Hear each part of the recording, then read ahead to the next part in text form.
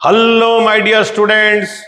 Welcome to my physics channel in YouTube, Pinas Physics World. बच्चे लोग alternating current का ऊपर में बहुत सारा वीडियो बना के मैं ऑलरेडी अपना YouTube चैनल पिनास फिजिक्स वर्ल्ड में अपलोड कर चुका हूं। अभी हम लोग में इतना सारा वीडियो में मैं एक टर्म यूज करता था E equal to E not sine omega T, जो कि ऑल्टरनेटिंग ईएमएफ है। आज का क्लास में हम लोग पढ़ेंगे ये जो alternating EMF E equal to E not sine omega T ये डिराइव कैसे हुआ। बच्चे लोग ये डिराइव हुआ from the concept of rotational EMF. बच्चे लोग रोटेशनल ईएमएफ क्या होता है? Let us try to understand what is rotational EMF. बच्चे लोग देखो, सपोज एक कॉइल है। एक कॉइल क्या करता है? मैग्नेटिक फील्ड में रोटेट करता रहता है। देखो मैं दिखा रहा हूं तुम लोग को, कांस्टेंट एंगुलर स्पीड ओमेगा में रोटेट करते रहता है। देखो एक कॉइल है, ये कांस्टेंट एंगुलर स्पीड ओमेगा में ये रोटेट करते रहता है मैग्नेटिक फील्ड में, ठीक है। लेकिन मैग्नेटिक फील्ड का डायरेक्शन फिक्स्ड है एंड कॉइल क्या करता है? मैग्नेटिक फील्ड में रोटेट करते रहता है। ये जब कॉइल मैग्नेटिक फील्ड में रोटेट करेगा विथ कांस्टेंट एंगुलर स्पीड, उसमें एक तो ईएमएफ इंड्यूस्ड होगा, उसी को ही हम लोग बोलते हैं रोटेशनल ईएमएफ। तो अभी समझते हैं। देखो बच्चे लोग, इसमें दो डायग्राम में दिखाया हूं। फर्स्ट डायग्राम में मैं क्या दिखाया हूं समझा दे रहा हूं। देखो इसमें जो मैग्नेटिक फील्ड है वो लेफ्ट टू राइट जा रहा है। देख लो बच्चे लोग, मैग्नेटिक फील्ड जो है, मैग्नेटिक फील्ड लाइन से लेफ्ट टू राइट जा रहा है। इनिशियली प्लेन ऑफ कॉइल क्या है बच्चे लोग? मैं समझा दे रहा हूं। डायग्राम में देखो, initially plane of coil perpendicular to magnetic field है। तो ये वाला हो गया मैग्नेटिक फील्ड। देख लो बच्चे लोग, ये जो कॉइल पीक्यूआरएस है ना, इनिशियली मैग्नेटिक फील्ड का साथ 90 डिग्री है। ए मैग्नेटिक फील्ड है, देख लो। एंड तुम लोग को सबको पता है, कोई भी कॉइल का एरिया वेक्टर किस तरफ जाता है? वो भी परपेंडिकुलर टू क्या जाता है? कॉइल जाता है, परपेंडिकुलर टू कॉइल। सो बच्चे लोग, ये जो initially coil is perpendicular to magnetic field है, उसका एरिया वेक्टर किस तरफ जाएगा बच्चे लोग? Perpendicular to plane of coil. देख लो, perpendicular to plane of coil. और मैग्नेटिक फील्ड भी किस तरफ जा रहा है? Perpendicular to plane of coil. तो initially area vector and magnetic field के बीच में एंगल कितना डिग्री है बच्चे लोग? 0 डिग्री। इसका मतलब जब initially plane of coil is perpendicular to magnetic field, उसी कंडीशन में क्यों angle between magnetic field vector and area vector 0 degree हुआ, अभी मैं तुम लोग को समझाया हूं। तो देखो बच्चे लोग, यही चीज मैंने इसमें लिखा हूं। Initially plane of coil is perpendicular to magnetic field, therefore angle between magnetic field vector and area vector is 0 degree. बच्चे लोग, ये जो कॉइल है, ये कॉइल में नंबर ऑफ टर्न्स होता है n is equal to number of turns, ठीक है बच्चे लोग। n होता है number of turns and omega होता है constant angular speed, constant angular speed with which coil is rotating, with which coil PQRS is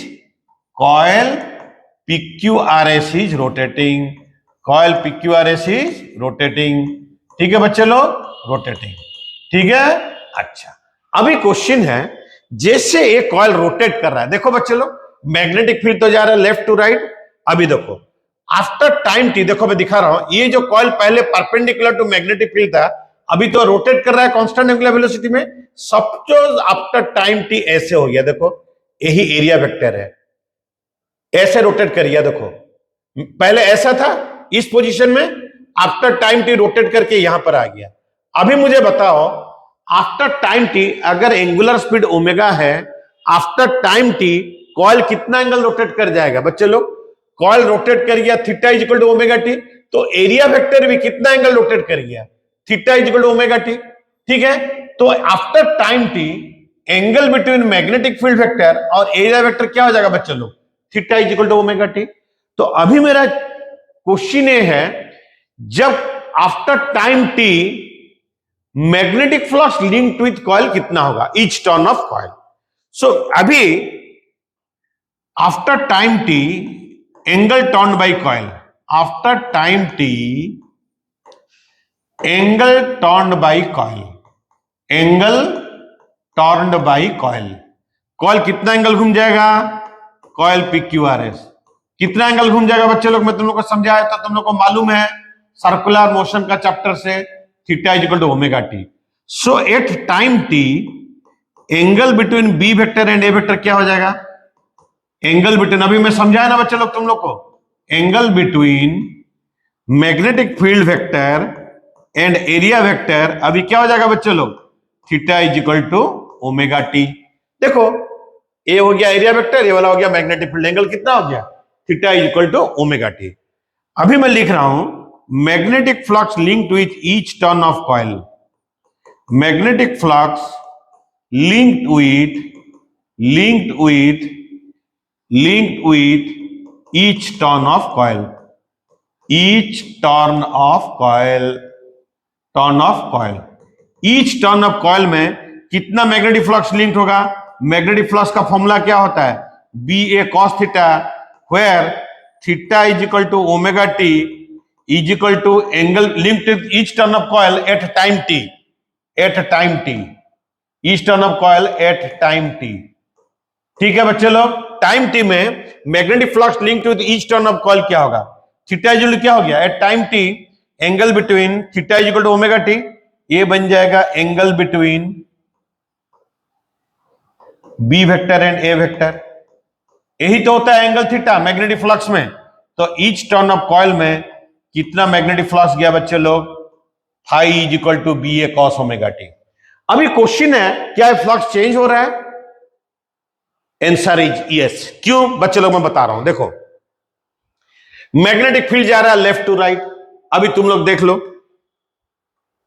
अभी एरिया वेक्टर इस तरफ है, मैग्नेटिक फ्लक्स जा रहा है, मैग्नेटिक फील्ड जा रहा है लेफ्ट टू राइट, थीटा कितना डिग्री है, थीटा होता है angle between area vector and magnetic field, अभी थीटा 0 डिग्री है, अभी थीटा कितना डिग्री हो गया, 90 डिग्री। देखो मैग्नेटिक फील्ड तो जा रहा है left to right, theta equal 90 degree हो गया, थीटा इक्वल 180 डिग्री हो गया, थीटा इक्वल 270 डिग्री हो गया, फिर थीटा इक्वल 360 डिग्री हो गया।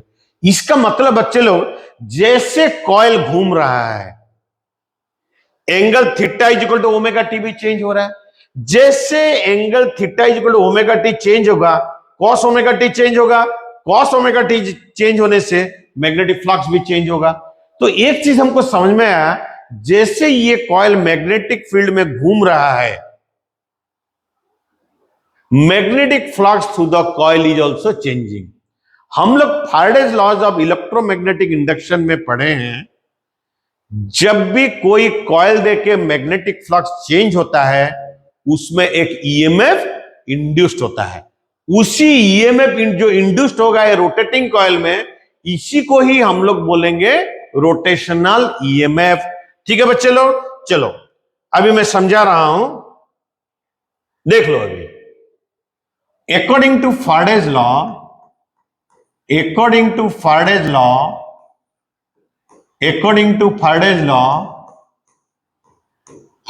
of electromagnetic induction तो तुम लोग बच्चे लोग पढ़ चुके हो। EMF induced in the coil, EMF induced in the coil, EMF induced in the coil, coil में कितना EMF इंड्यूस्ड होगा। इंड्यूस्ड का फॉर्मूला हम लोग बच्चे लोग पढ़े हैं, क्या पढ़े हैं, EMF induced in the coil हम लोग क्या पढ़े हैं बच्चे लोग, बताओ सब कोई। EMF induced in the coil हम लोग क्या पढ़े हैं, E is equal to minus N D phi by D T, यही तो हम लोग पढ़े हैं बच्चे लोग फैराडेज लॉ में। That is equal to minus N D by D T of magnetic flux, अभी हम लोग कितना लिखे थे, at time T magnetic flux linked with each turn of coil B A cos omega T, that is equal to minus N, B A तो constant है, differentiation का बाहर आ जाएगा, खाली डिफरेंशिएशन एक वेरिएबल के लिए निकाला जाता है। ठीक है, वेरिएबल है cos omega t, minus N B A cos omega T का डिफरेंशिएशन होता है minus omega sine omega T. तो बच्चे लोग ये क्या हो गया, N B A omega sine omega T. तो अभी हम लोग बच्चे लोग क्या देखें, ये जो इंड्यूस्ड ईएमएफ है ये अभी निकला N B A omega sine omega T. बच्चे लोग अभी हम लोग देखते हैं क्या एन बी ए ओमेगा एक कांस्टेंट है। बच्चे लोग जब एक कॉइल बन जाता है ना, नंबर ऑफ टर्न्स फिक्स्ड हो गया, एरिया ऑफ द कॉइल भी फिक्स्ड हो गया, ये तो कांस्टेंट एंगुलर स्पीड ओमेगा में घूमता है, मैं तुम लोग को बता चुका हूं, एंड मैग्नेटिक फील्ड भी कांस्टेंट है। तो टोटल जो एन बी ए ओमेगा है इसको हम लोग लिख सकते हैं ई नॉट और ई एम, इसको हम लोग लिखते हैं N B A omega, and sine का मैक्सिमम वैल्यू होता है 1, तो साइन का जब मैक्सिमम वैल्यू 1 हो जाएगा ईएमएफ भी क्या हो जाएगा, मैक्सिमम हो जाएगा। साइन का मैक्सिमम वैल्यू होता है 1 into N B A omega, ये तो मैक्सिमम ईएमएफ हो जाएगा। मैक्सिमम ईएमएफ को तुम लोग ई नॉट लिख सकते हो या ईएम लिख सकते हो। तो एन बी ए ओमेगा क्या हो गया बच्चे लोग, maximum EMF induced in the coil, maximum EMF induced in the coil, induced in the coil, in the coil. ठीक है, ये हो गया maximum EMF induced in the coil. तो ई को हम लोग क्या लिख सकते हैं, कोई कोई बुक को ई को मैक्सिमम वैल्यू ऑफ इंड्यूस्ड को ई नॉट लिखते हैं, ओ लिख सकता है E is equal to E not sine omega t. कोई book maximum value of EMF को ई एम लिखता है, ये भी सही है। आप लोग क्या नामकरण किए हैं maximum value of EMF induced को, एनसीईआरटी बुक यूज करता है V इज इक्वल टू ई का जगह में V लिखता है, ईएम का जगह में लिखता है वीएम, ये भी लिख सकते हो तुम लोग बच्चे लोग। तो अल्टीमेटली हमारा जो ईएमएफ इंड्यूस्ड का फॉर्मूला है, रोटेशनल ईएमएफ का फॉर्मूला है, तो हमारा जो रोटेशनल ईएमएफ का फॉर्मूला आया वो रोटेशनल ईएमएफ का क्या फॉर्मूला है बच्चे लोग, तो यहां से हम लोग को समझ में आया कि रोटेशनल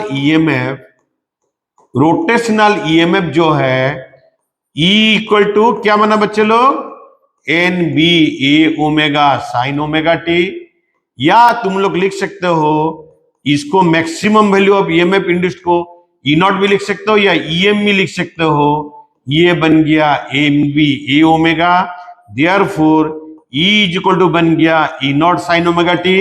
अगर मैक्सिमम वैल्यू ऑफ ईएमएफ को तुम लोग ई नॉट लिखते हो, अगर मैक्सिमम वैल्यू ऑफ ईएमएफ को ईएम लिखते हो, तो ये बन जाएगा E M sine omega T. यही होता है बच्चे लोग रोटेशनल ईएमएफ, यही से अल्टरनेटिंग ईएमएफ का जन्म होता है बच्चे लोग। यही अल्टरनेटिंग ईएमएफ को मैंने अपना अल्टरनेटिंग करंट चैप्टर में भी जितना भी वीडियो बनाया है, यही E is equal to E not sine omega T, यही अल्टरनेटिंग ईएमएफ को हम लोग रेजिस्टेंस में लगाए थे, प्योर इंडक्टेंस में लगाए थे, प्योर कैपेसिटेंस में लगाए थे, और किस में लगाए थे बच्चे लोग, और हम लोग इसको यूज किए थे, याद करो कहां पर, आरएलसी सीरीज सर्किट में। ठीक है बच्चे लोग, चलो ये ईएमएफ टाइम के साथ कैसे वेरी करता है इसको हम लोग देखेंगे। ये ईएमएफ टाइम के साथ कैसे वेरी करता है इसको हम लोग देखते हैं। ठीक है बच्चे लोग, टाइम के साथ कैसे वेरी करता है। ठीक है बच्चे लोग, नहीं उसका पहले हम लोग काम करेंगे, ये फ्लेमिंग्स राइट हैंड रूल को थोड़ा पढ़ लेते हैं। Fleming's right hand rule, Fleming's right hand rule हम लोग क्यों यूज करते हैं बच्चे लोग, why we are using Fleming's right hand rule. बच्चे लोग ये जो इंड्यूस्ड ईएमएफ अभी आया ना, अगर सर्किट हमारा क्लोज्ड है तो उसमें तो इंड्यूस्ड करंट जाएगा, तो इंड्यूस्ड करंट निकालने का तरीका है, इंड्यूस्ड करंट को निकाला जाता है फ्लेमिंग्स राइट हैंड रूल से। इंड्यूस्ड करंट को निकाला जाता है फ्लेमिंग्स राइट हैंड रूल से। इसका मतलब ये हुआ बच्चे लोग, कोई भी कॉइल को हम लोग जब रोटेट करेंगे ना बच्चे लोग, वो कॉइल को एक तो फोर्स का जरूरत है बच्चे लोग, एक फोर्स का जरूरत है कि नहीं, बताओ मुझे। कोई भी चीज को हम रोटेट करेंगे टॉर्क का जरूरत है, तो टॉर्क भी तो फोर्स से आता है ना, तो अल्टीमेटली हम लोग फोर्स देंगे तो टॉर्क आएगा। ठीक है, दो इक्वल एंड ऑपोजिट फोर्स देंगे तो उसमें टॉर्क आता है। ठीक है, तो अल्टीमेटली आपको तो फोर्स चाहिए ना कॉइल को घुमाने के लिए। तो फ्लेमिंग्स राइट हैंड रूल से हम लोग जो इंड्यूस्ड करंट यहां पर निकला इंड्यूस्ड ईएमएफ की वजह से, उसका डायरेक्शन निकाल सकते हैं। डायरेक्शन कैसे निकालेंगे बच्चे लोग, फिर मैं समझा रहा हूं तुम लोग को। देखो फ्लेमिंग्स राइट हैंड रूल जब यूज करते हो ना बच्चे लोग, तुम्हारा जो फोर फिंगर है, जो मिडिल फिंगर है और थंब है, उन लोग मैं जैसे दिखाया हूं, देखो they should be mutually perpendicular to each other. ये जो है ना बच्चे लोग फोर फिंगर है, ए मैग्नेटिक फील्ड का तरफ जाता है, it is directed towards magnetic field. ये जो थंब है यही होता है direction of force on the conductor. ये तो कंडक्टर घूमेगा कैसे, कॉइल तो कंडक्टर से बनता है, तो कंडक्टर को फोर्स चाहिए ना, तब ना घूमेगा, ये फोर्स की वजह से टॉर्क आएगा, उसके लिए घूमेगा। तो ये मैग्नेटिक फील्ड है फोर फिंगर, मेरा जो थंब है ये जाता है the direction of force on the conductor. जो मिडिल फिंगर जो डायरेक्शन में जाएगा ना बच्चे लोग, यही देता है डायरेक्शन ऑफ इंड्यूस्ड करंट। देखो बच्चे लोग वही चीज में लिखा हूं, देखो स्ट्रेस द थंब, मैं दिखा रहा हूं थंब, फोर फिंगर, ये वाला देखो four finger and middle finger of the right hand, ये मिडिल फिंगर हो गया। देखो इसको मैं कैसे दिखाया हूं, ऐसे स्ट्रेच करना है कि they are perpendicular to each other. देख लो बच्चे लोग, they are perpendicular to each other, देख लो मैं दिखा दिया हूं। देखो जो डायरेक्शन में दिखना चाहता है देख लो, they are perpendicular to each other. मैं फिर क्या लिखा हूं, if the thumb represents the direction of motion of the conductor. Direction of motion मतलब कौन सा डायरेक्शन में घूम रहा है या कौन सा डायरेक्शन में फोर्स एक्ट कर रहा है, थंब का ऊपर में। Four finger represents the direction of magnetic field, ठीक है। Then the middle finger represents the direction of induced current. Middle finger जो डायरेक्शन में जाएगा बच्चे लोग, वही देगा तुम लोग को डायरेक्शन ऑफ इंड्यूस्ड करंट। बच्चे लोग देखो ये जो डायग्राम में दिखाया हूं, देखो मैग्नेटिक फील्ड जा रहा है नॉर्थ से साउथ, देख लो बच्चे लोग, मैग्नेटिक फील्ड जा रहा है नॉर्थ से साउथ, देखो नॉर्थ से साउथ, देखो जो ग्रीन कलर का लाइन है ये मैग्नेटिक फील्ड है।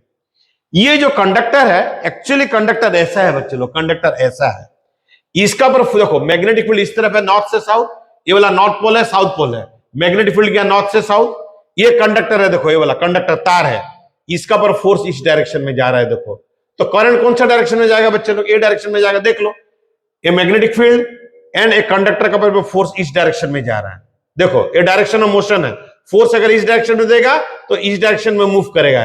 ये मैग्नेटिक फील्ड है, तो करंट किस तरफ जा रहा है बच्चे लोग, देखो करंट अभी इस तरफ जा रहा है कि नहीं जा रहा है, वही तो दिखा है, करंट इस तरफ जा रहा है, यही डायरेक्शन ऑफ इंड्यूस्ड करंट होता है। इसका मतलब ये हुआ मिडिल फिंगर जो डायरेक्शन में जाएगा that will give you the direction of induced current. बच्चे लोग हम लोग जो अभी ईएमएफ इंड्यूस्ड निकाले ना बच्चे लोग, रोटेशनल ईएमएफ, उसका हम लोग ग्राफ बनाएंगे, कैसे ये टाइम के साथ वेरी करता है। हमारा कॉइल का नाम क्या था बच्चे लोग, पीक्यूआरएस, उसको याद रखो बच्चे लोग। चलो नेक्स्ट पेज में जाते हैं। इस पेज में थोड़ा हम लोग ये ऑल्टरनेटिंग ईएमएफ का ग्राफ को स्टडी करेंगे। मैं तुम लोग को क्या बताया था बच्चे लोग, E इज इक्वल टू क्या बताया था, E M sine omega T, E is equal to E M sine omega T. अच्छा ओमेगा टी का क्या क्या एंगल हो सकता है, देखो एक ओमेगा टी को मैं लिखता हूं 0 degree, theta is equal to 0 degree, फिर ओमेगा टी को मैं लिखता हूं 90 डिग्री जो कि क्वार्टर ऑफ टाइम पीरियड है, फिर ओमेगा टी को लिखता हूं मैं 180 डिग्री जो कि half of the time period है, फिर ओमेगा टी को लिखते हैं 270 डिग्री मतलब 3π/2, ये होता है 3/4 ऑफ फोर्थ टाइम पीरियड, फिर omega T is equal to 360 degree एक टाइम पीरियड। टाइम पीरियड क्या होता है, एक बार घूमने का टाइम ना, तो क्वार्टर मतलब t/4, हाफ रोटेशन 180 डिग्री मतलब t/2, एक टाइम पीरियड का 1/2 टाइम्स, 3/4 रोटेशन मतलब 3/4 टाइम्स टाइम पीरियड, एक बार रोटेट कर गया मतलब एक टाइम पीरियड हो गया। बच्चे लोग देखो ये जो पीक्यूआरएस कॉइल में दिखाया हूं, पहले पीक्यूआरएस कॉइल कैसे था मैं दिखाता हूं, पोजीशन देख लो बच्चे लोग। पहले पीक्यूआरएस कॉइल ऐसा था, थीटा 0 डिग्री, थीटा 0 डिग्री, ये वाला डायग्राम में जो दिखाया उसको ही समझा रहा हूं, theta is equal to 0 degree. जब थीटा 0 डिग्री हो जाएगा बच्चे लोग, ओमेगा टी 0 डिग्री, ई का फॉर्मूला क्या हो जाएगा, ई का वैल्यू क्या हो जाएगा, ई एम साइन 0, साइन 0 होता है 0 बच्चे लोग, तो ई एम इंटू 0 क्या हो गया बच्चे लोग, 0। सो जब plane of coil is perpendicular to magnetic field, theta किसका किसका बीच में एंगल है, area vector and magnetic field. Plane of coil and magnetic field नहीं है बच्चे लोग। देखो magnetic field, just a minute बच्चे लोग, मैग्नेटिक फील्ड देखो रेड लाइन है इस तरफ जा रहा है, एरिया वेक्टर इस तरफ जा रहा है। देखो magnetic field perpendicular to plane of coil, but area vector is again perpendicular to plane of coil होता है, तो थीटा कितना डिग्री हो गया, 0 degree, because theta is the angle between plane of coil and magnetic field. ठीक है बच्चे लोग। सो जब theta is equal to 0 degree हुआ, EMF induced in the coil क्या हो गया, 0। सो देखो इस पोजीशन में, ए वाला पोजीशन में जब theta is equal to 0 degree है, ईएमएफ कहां से स्टार्ट हो गया? 0 से। ये तो साइन ग्राफ है। अच्छा अभी देखेंगे आफ्टर 90 डिग्री कैसे घूम जाएगा कॉइल। देखो कॉइल अभी ऐसा घूम गया, ठीक है। मैं कॉइल का डायरेक्शन ऑफ रोटेशन देख ले रहा हूं, थोड़ा सा रुको।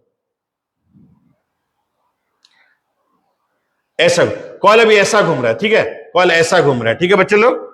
कॉइल पहले कैसे था? ऐसा था। अभी कॉइल ऐसा घूम रहा है, मैं बता दे रहा हूं। पहले कॉइल ऐसा था, अभी कॉइल ऐसा घूमा। देखो जब ऐसा घूम जाएगा, देखो एरिया वेक्टर, देखो ये जो एरिया वेक्टर है मैग्नेटिक फील्ड के साथ कितना एंगल करेगा बच्चे लोग? 90 डिग्री। जब मैग्नेटिक फील्ड के साथ एंगल 90 डिग्री किया, पहले ऐसा था, अभी ऐसा घूम गया, तो थीटा इज कितना डिग्री हो गया बच्चे लोग? 90 डिग्री। जब theta is equal to 90 degree हो गया, ये क्या बन जाएगा? E is equal to E M, theta is equal to omega T, 90 degree बन गया। साइन 90 होता है 1, तो ईएमएफ क्या हो गया बच्चे लोग? E का वैल्यू क्या हो जाएगा? E इक्वल टू क्या हो जाएगा? EM, मतलब मैक्सिमम, जो कि होता है NBA ओमेगा। सो जब ये कॉइल 90 डिग्री घूम गया, एंगल घुमा omega T equal to 90 degree, अभी ईएमएफ मैक्सिमम हो गया कि नहीं? देखो EM हो गया, EMF, ठीक है। अभी देखो कॉइल अभी ऐसा था, अभी डायरेक्शन ऑफ करंट क्यों ऐसा हुआ मैं समझा दे रहा हूं। कॉइल अभी कैसे रोटेट कर रहा है? पहले बच्चे लोग मैं बताया था, ऐसे रोटेट कर रहा है। जब कॉइल ऐसा रोटेट करेगा, इस तरफ फोर्स कौन सा डायरेक्शन में आएगा? बाहर का तरफ।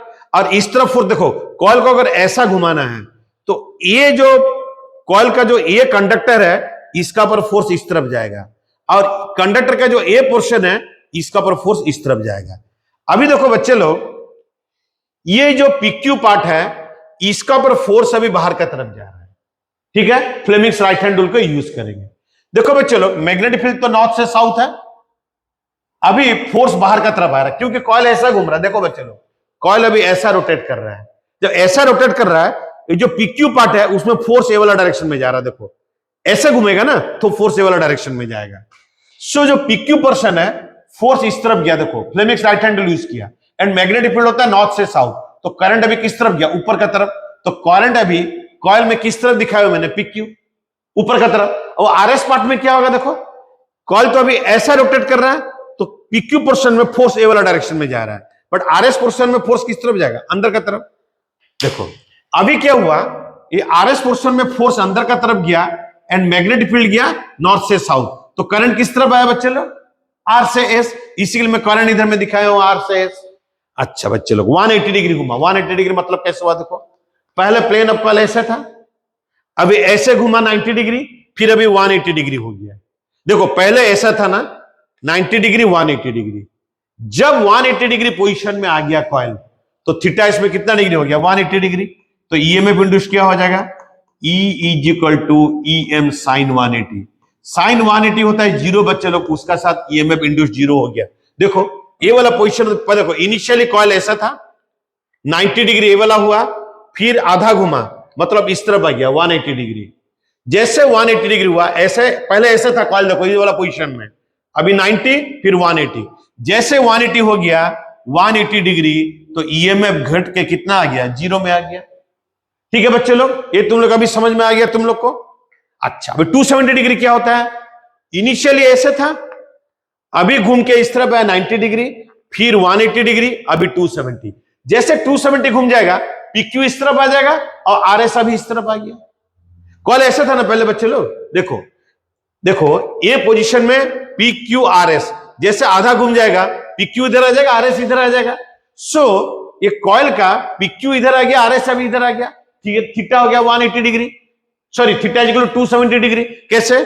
0 डिग्री, 90 डिग्री, 180 डिग्री, फिर 270 डिग्री, ठीक है। यहां पर अभी RS इस तरफ आ गया, PQ इस तरफ आ गया, और ये जो RS था अभी इस तरफ आ गया।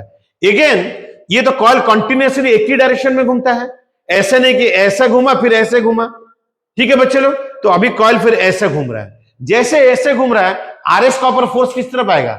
बाहर का तरफ, क्योंकि कॉइल ऐसा रोटेट कर रहा है। RS का ऊपर फोर्स बाहर का तरफ, PQ का तरफ, PQ में फोर्स अंदर का तरफ आएगा।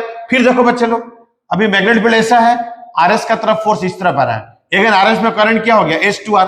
बट इस जगह में करंट कैसा? R से S, इसमें करंट क्या हो गया? S2R। यही तो अल्टरनेटिंग है। एवरी हाफ रोटेशन के बाद वही कंडक्टर में करंट का डायरेक्शन चेंज हो जाता है। यही तो अल्टरनेटिंग ईएमएफ है। अभी देखो इसमें आ गया करंट एस से आर, बट पीक्यू में क्या होगा, कॉइल तो अभी ऐसा रोटेट कर रहा है ना बच्चे लोग, तो इस तरफ जो फोर्स है बाहर का तरफ और इस तरफ जो फोर्स है अंदर का तरफ, तो अभी क्या हो गया, पीक्यू में फोर्स अंदर का तरफ चला गया, मैग्नेटिक फील्ड तो नॉर्थ से साउथ है, तो पीक्यू में भी करंट क्या हो गया, क्यू से पी, पीक्यू में करंट हो गया क्यू से पी। ठीक है बच्चे लोग, समझ में आ गया।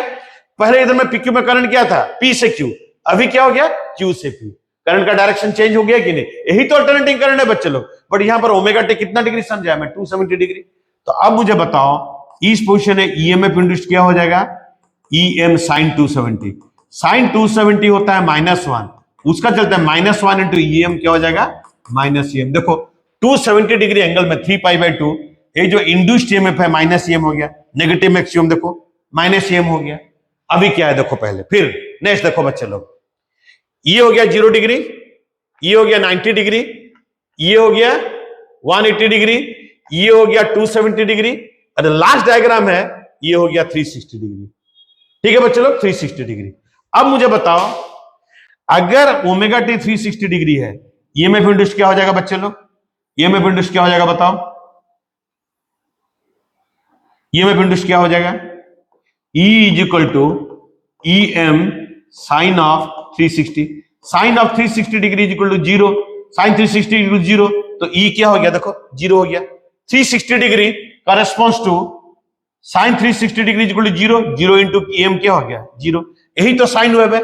अभी मैं समझा दिया तुम लोग को कैसे कॉइल अल्टरनेट होता है, कॉइल में कंडक्टर में करंट का डायरेक्शन चेंज होता है, वो तुम लोग को मैं एक्सप्लेन किया। इसी के लिए तो इसको हम लोग अल्टरनेटिंग ईएमएफ बोलते हैं बच्चे लोग। ऐसा एक्चुअली होता है, ऐसा एक्चुअली पावर प्लांट में होता है। पावर प्लांट में तो 3 फेज में पावर जनरेट होता है, लेकिन मैं सिंगल फेज में कैसे होता है तुम लोग को समझा दिया।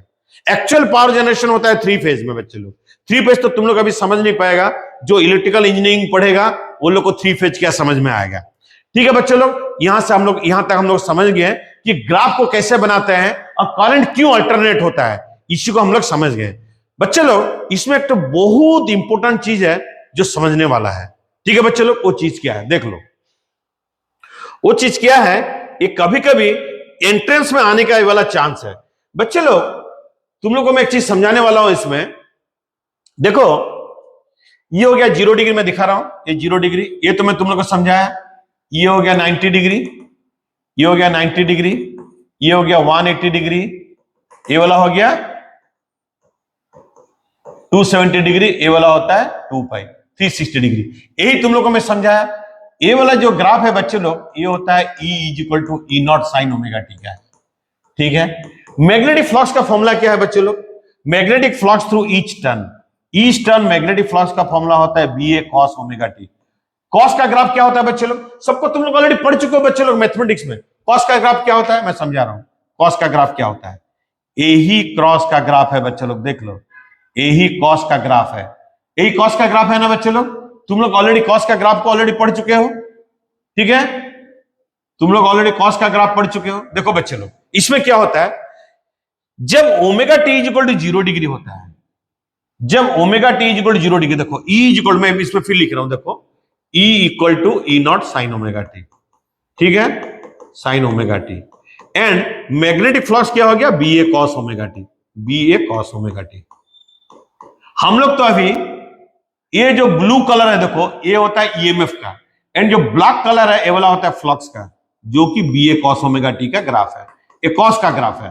ठीक है बच्चे लोग, जब omega T is equal to 0 degree है, देखो मतलब angle between B vector and A vector, omega T is equal to 0 degree मतलब angle between B vector and A vector, angle between magnetic field vector and area vector.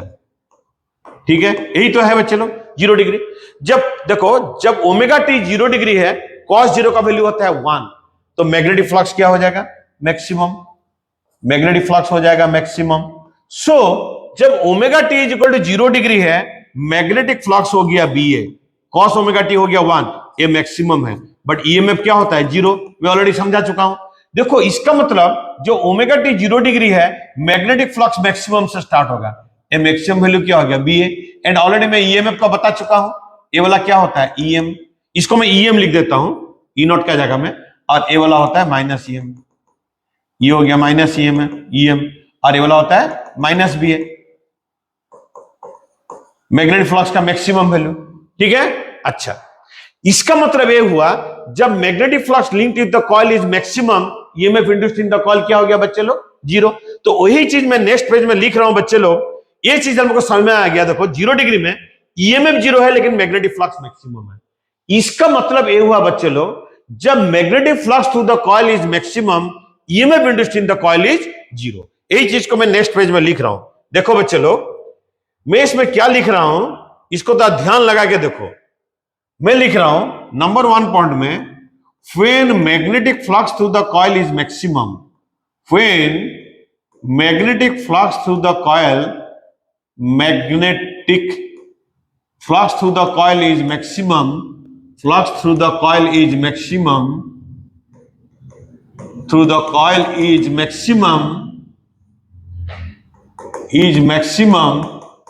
EMF induced in the coil is zero. EMF induced in the coil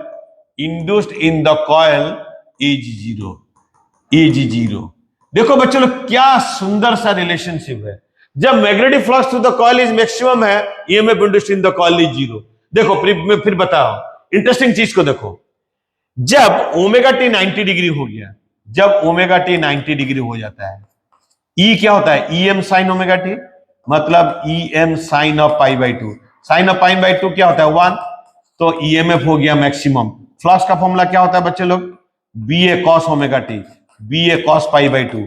cos pi by 2 जो होता है zero, तो flux क्या हो गया zero. देखो एक 90 degree EMF induced in the coil हो गया मैक्सिमम, लेकिन मैग्नेटिक फ्लक्स जो ब्लैक कलर है अभी कहां पर आ गया, जीरो। यहां से क्या समझ में आया बच्चे लोग, जब magnetic flux through the coil is zero, EMF induced in the coil is maximum. ये चीज को बच्चे लोग पूरा याद करके रखना है, समझ लोगे तो परमानेंटली याद रहेगा, घोटोगे तो कभी याद नहीं रहेगा। ठीक है बच्चे लोग, इसी को मैं नेक्स्ट पेज में लिख रहा हूं जो समझाया हूं। मैं क्या लिखा नंबर 2 पॉइंट में, when magnetic flux through the coil is zero, when magnetic flux through the coil is zero, when magnetic flux through the coil is zero, EMF induced in the coil is maximum. EMF induced in the coil is maximum. Coil is maximum.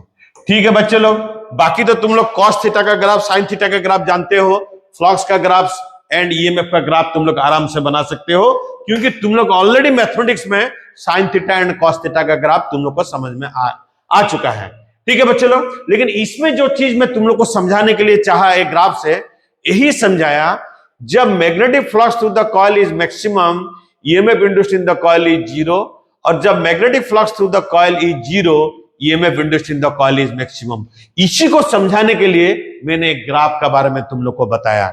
बच्चे लोग मेरा rotational EMF का class यहां पर खत्म होता है। बच्चे लोग मैं विश्वास रखता हूं जो मैं तुम लोग को समझाया रोटेशनल मोशन का ऊपर में, वो तुम लोग रोटेशनल EMF का ऊपर में, वो तुम लोग को समझ में आ गया होगा। बच्चे लोग मेरा जो नेक्स्ट क्लास है मैं उसमें डिस्कशन करूंगा LC ऑसिलेशन का बारे में। तब तक बच्चे लोग इंतजार करो, एंड सभी को जय जगन्नाथ।